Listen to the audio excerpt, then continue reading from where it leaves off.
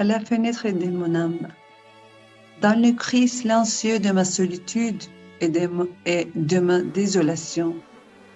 Je suis par une froide matinée de mars lorsque mes cris puissants se transforment soudainement en averse. Le soleil cligne d'un air de défi. Ma silhouette sur la vitre fumante, mon corps légèrement fumé dans mes yeux. Ma jeunesse continue d'avancer avec le vent de nostalgie qui frappe impitoyablement mon visage. Il fait froid dehors, sur cette planète où le signe vivant des arbres de vie existe dans toute leur splendeur. J'attends le bâtiment de la liberté imprudente sur les ailes silencieuses des oiseaux. En cette période où le virus nous a écrasé le cou et nous a condamnés à la captivité et à la solitude, la sensation de néant, d'anéantissement, de détachement déclenche mon asthme. Je suis à bout de souffle. J'en suis à la moitié. J'ai plus de 40 ans. Mes yeux sont comme une mer agitée, harcelant un bateau naufragé dans les rides. La mer que j'ai écrite sur la vitre, voilà les goulettes d'eau deviennent, voilà les goulettes d'eau deviennent comme des larmes. Je suis devenue une femme depuis que j'ai vu ma mère, que j'ai élevée en moi. Je suis devenue maman.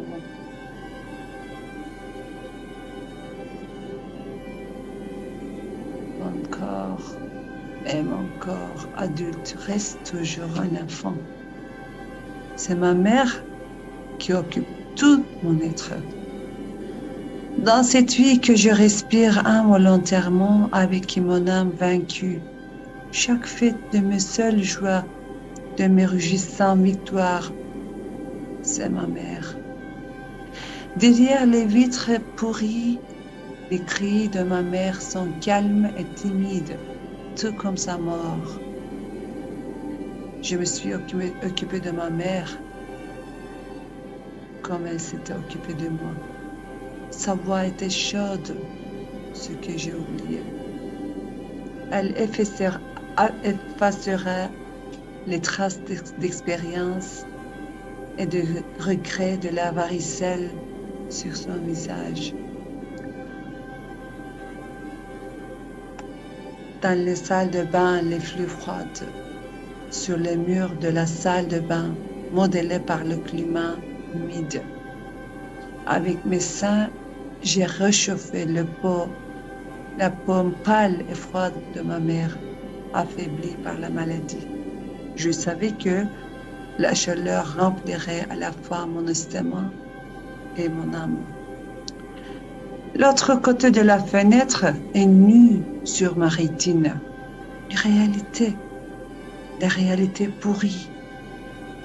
De l'autre côté, à l'extérieur de la fenêtre où j'ai peur de vivre, la laideur, la faim, la sécheresse, la famine font rage.